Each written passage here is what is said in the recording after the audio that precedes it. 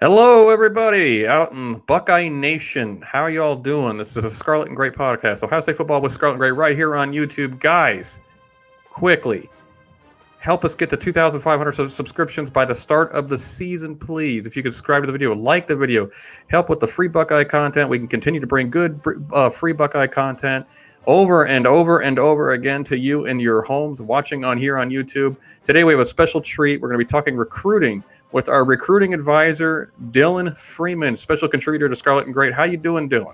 Not too bad. Staying busy. How about you, Corey? Staying busy as well, man. Dylan, guys, woke up from a nap just to come talk to you guys, just because he cares that much, right, Dylan? Yes, exactly. I want to help you out, Corey. Not Johnny, but I want to help you out. That's you know what? That's what most people say. I really appreciate that a lot.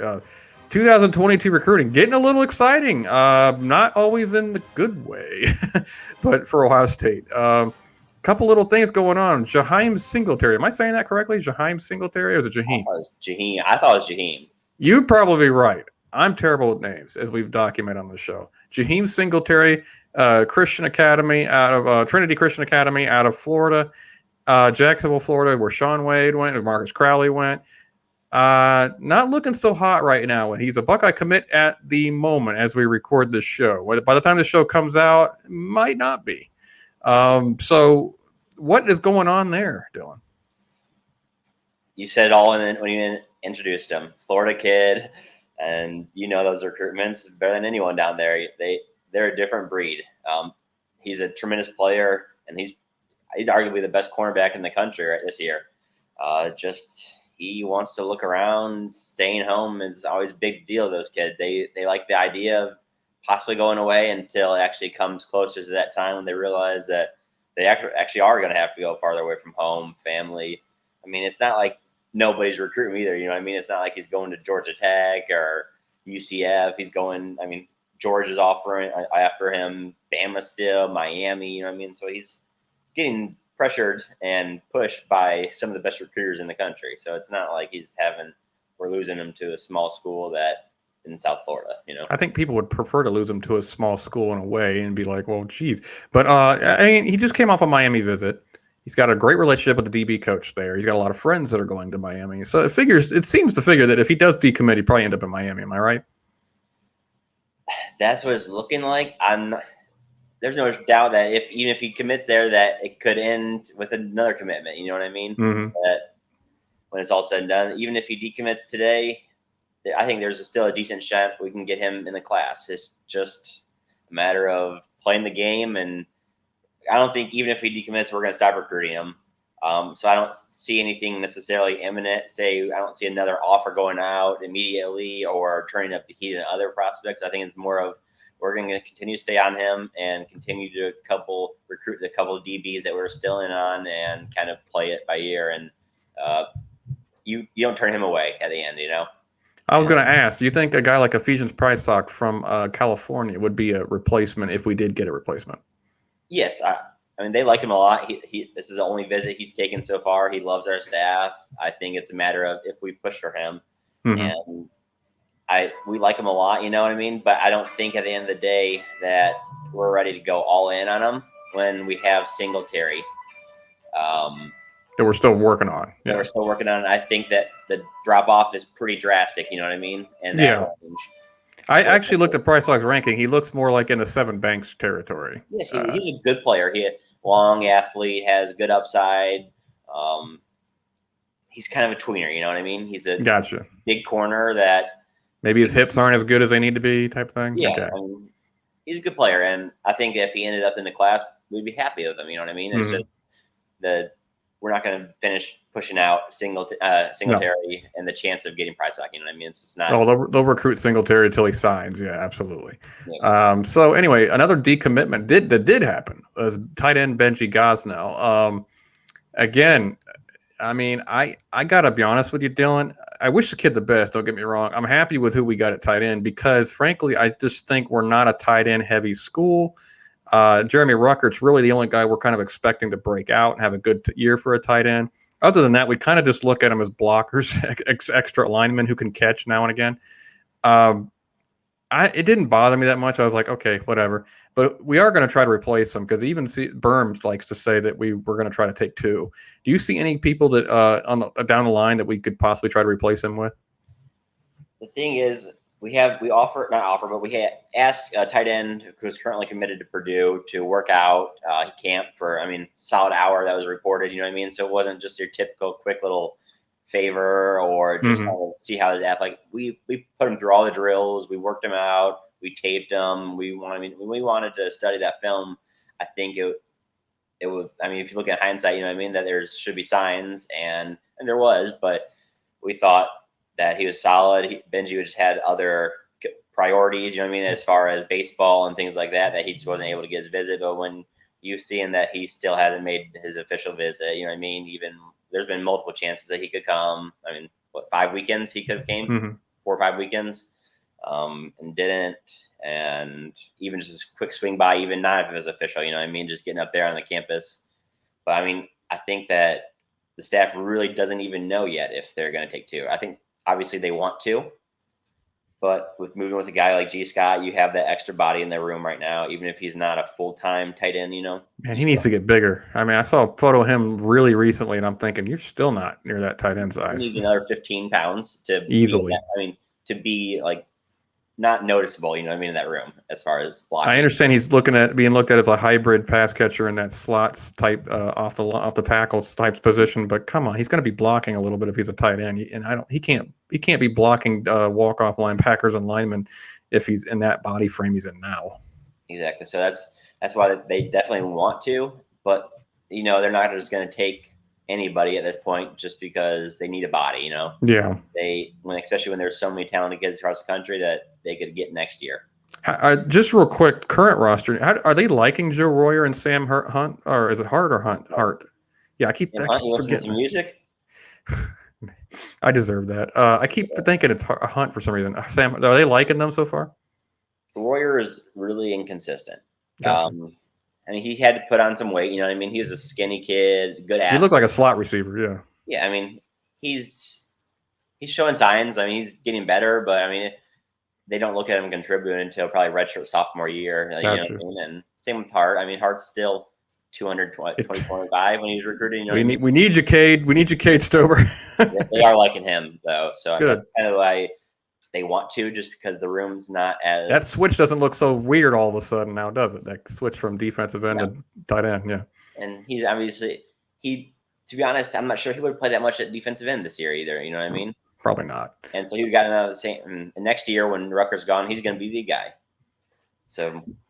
Okay then, good on Cade. Good move. They're not really sure yet what they want to do. Take 2 next year or take 2 this year, but they're going to be evaluating. I don't see us taking 2. Okay, no problem. What's going on offensive tackle? Zach Rice is not going to happen. Tyler Booker went to Alabama. Goodwin went to Kentucky. We're still in that race for Cam Dewberry. I don't know how it seemed like hot and heavy a couple weeks ago. Now it's been quiet for a while. Also, we did Fitzpatrick, the offensive tackle commit recent. Did he take Emil Wagner's spot? We did give him an official offer. Emil Wagner's an official offer still. So are we still looking at another tackle maybe, or do we want to get Dewberry and just call it a day? So right now we worked at Addison Nichols. That's another one. Yeah. We worked at Ernest Green at offensive tackle and Dewberry. So while there may not be your true left tackle, you know what I mean, like Wagner is going to be, I think all 3 you wouldn't notice. They wouldn't hurt you playing right tackle. They're better guard. I think they're all 3 are better guards. But Dewberry, he plays right tackle in Texas. You know what I mean, very good competition, and he's one of the best offensive tackles. He's not going to be your prototypical left tackle, but I think right tackle in the Big Ten, and be just fine with that. I think they're hoping Tegra becomes the left tackle eventually. Is what I think they're kind of hoping from him. I don't know if he will be. It seems that way. Or do they project him as a guard? They've told him he could play anywhere on the line, but I'm seeing guard at best. Oh wow. Okay, then we got to get a couple tackles in here.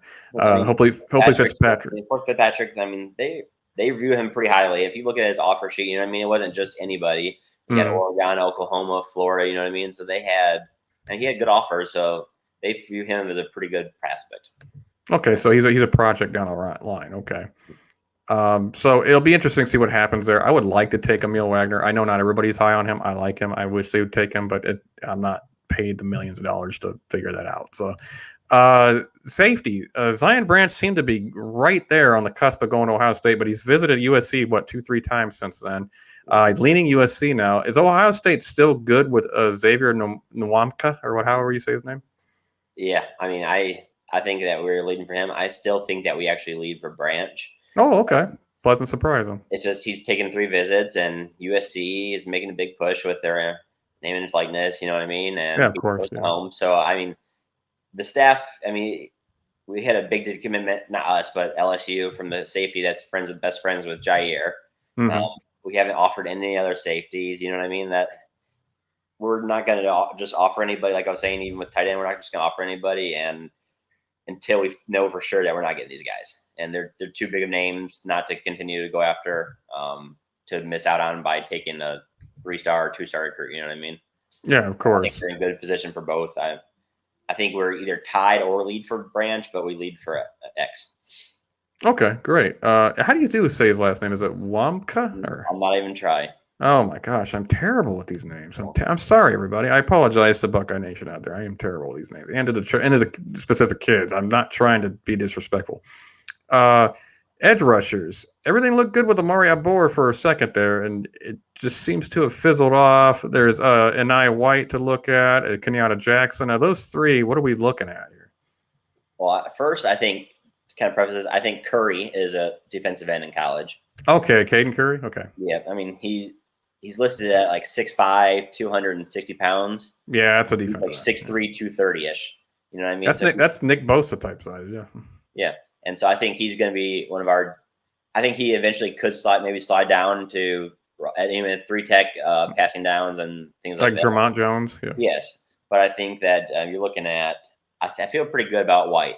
I mean, I think that Larry Johnson killed the visit when he came and kind of convinced him that 4-3 defensive end is the best route for him to get to the NFL and get that big contract that you see Young, Bosa's, you know what I mean? And then I feel pretty good about Jackson. Turner is one of his best friends, the cornerback commit. Ryan Turner. Yeah. I think that he's staying in the class, which he was flirting with Florida for a bit. And I mean, I still think he is going to talk to them, you know what I mean, probably through signing day because he knows the staff pretty well. But I think keeping him, getting Jackson on board somewhat, I'm not saying soon, you know what I mean, but I'm thinking in the next probably 3 or 4 months, I think that we could get him, and I feel like that we'll get White. So I think it'll be White, Curry, and Jackson. Oh, wow. Okay. That'd be a nice defensive line haul right there. So do we have any shot with Shamar Stewart? I know we were flirting with him for quite a while. I mean, some people, some of the best in the business think that there's some legit interest, and I think it's legit interest. And he wouldn't have visited on his own dime if he didn't have some interest in Ohio State. Of course. And I think that Larry Johnson being Larry Johnson, can't ever count him out, right? Yes, but getting him back on campus for an official visit, I mean, he's told us he's going to take an official visit here. Obviously hasn't set that up yet, at least publicly. So until he actually gets that scheduled and arrives on campus, you know what I mean, that I see it as more of a hat on the table at this point, but with potential to move in the real talk.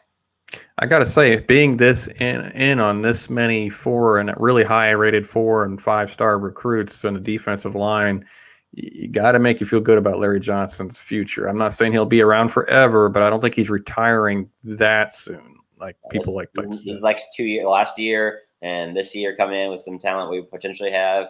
I mean, you can't pass up that opportunity, Coach. I mean, it's 2 more years. I know that, but at the end of the day, you're Bosa, JTT, you know what I mean? So, you're passing up on some, if he retires, on some potential generational talent. Yeah, exactly. And just more first top 5 picks you can put in the NFL on your resume there. He's literally in the cusp of being like the greatest D-line coach of all time. I mean, he's old, but he's not. He's not that old, really. No, he doesn't act old. No. And, Madison still coached past him, you know what I mean? That isn't Nick Saban the same age as him?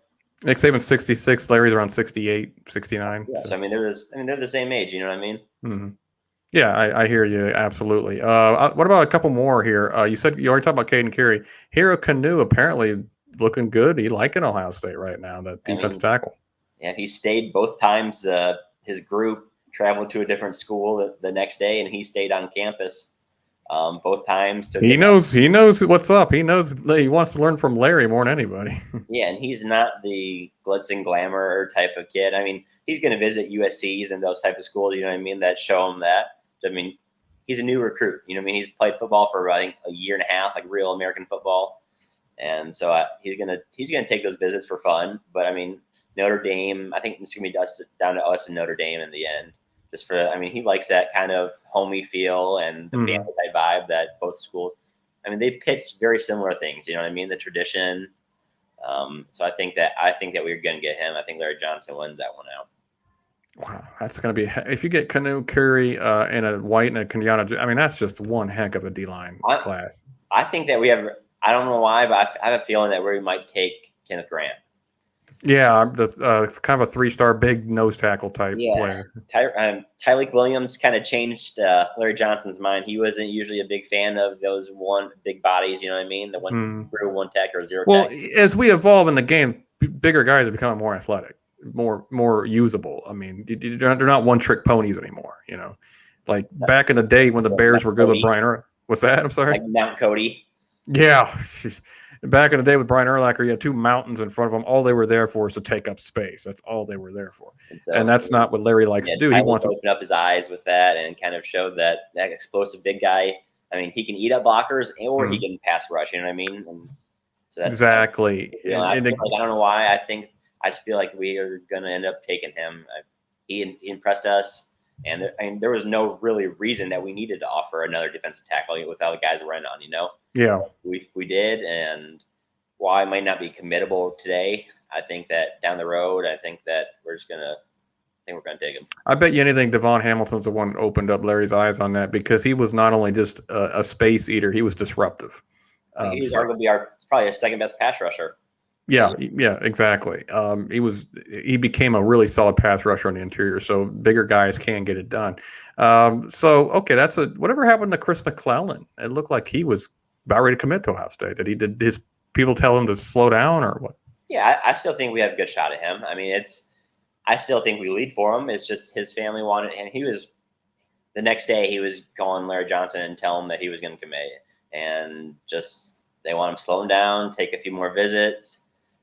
Don't rush it. But I mean, we're not feeling bad. Our staff's not feeling bad about the recruitment, and they're not like in panic mode or anything like that. They still feel that they're in a good spot for him, and they're going to take him today or they're going to take him in 3 months. You know, they're not. I mean, Ohio State's comfortable with taking their time. Absolutely, as many guys as they're in on. So I'm going to get you one last question here. It's been I've really enjoyed talking with you about recruiting. I love recruiting, and I enjoy all the information that we can put out to Buckeye Nation there. Who do you think is the first 2023 commit? I think it's going to be a race between Ty Lockwood and Derek LeBlanc, but I'm going with Lockwood. I feel like that. The defensive end, LeBlanc, who's real highly rated. Man, Larry's killing it. So why do you think Lockwood instead of him? I know he's visited us twice now. I feel like he just loves our staff. He likes the tradition, the academics, and he's seen Ruckert, the improvement in Ruckert. And that was kind of a big deal. While he might not get the same attention as Pitts and other tight ends like that, I mean, if you look at him, I think Ruckert's going to have a better NFL career than he does college. I agree with that. When you look at him, Ruckert was a small wide receiver. I mean, he was a wide receiver coming in. You know what I mean? Looks like a mixture of Jason Witten and Greg Olsen is what Ruckert looks like. Yeah, and so if you watch him every year, he's gotten better at blocking. They pretty much made Rucker exclusively a blocking tight end the first 2 years. You know what I mean? That he was on campus just to preach that and kind of teach him how to actually block by not letting him do other things until he can actually take care of the most important thing for our tight ends is blocking. And he's going to break the receiving tight end record this year, I would imagine. For a new quarterback, a great tight end is a great security blanket. I think Lockwood's going to be the guy that comes first. Okay, Lockwood. I mean, I was hoping you'd say Richard Young because I see that he's loving Ohio State right now. Yeah, I feel. I mean, we lead for him, and I feel good about it. So I think we'll eventually get him, but he's down to Bama, us, and Georgia. Really, you know what I mean? So it's not going to be easy. That's tough. and especially being in the South, Yep. that he's gonna get that pool. And so I mean, even if he signed tomorrow, he committed tomorrow, it's gonna be a challenge to keep him. So it's gonna be a knife fight, like Urban used to like to say. So yeah, and so, but at the same time, he's the best running back in the country for next year, and I think we do get him. He loves Alford, and for as much as you bashed Alford Corey the whole time, yeah, right. I think that he's gonna win this one out and have 2 of the top 3 running backs in his room next year. For the record, if I defend Alford as much as anybody. No, it's Johnny actually. We're just joking. We love Tony. Anyway, Dylan, we appreciate you coming on, man. Guys, find Dylan as you see it on the screen there at Dylan Freeman VP on Twitter. Thank you as always, Dylan, for coming on and shedding some light on what's going on with Ohio State recruiting, man. Of course, Corey. Thanks for having me. As always, guys, goodbye. God bless and go Bucks.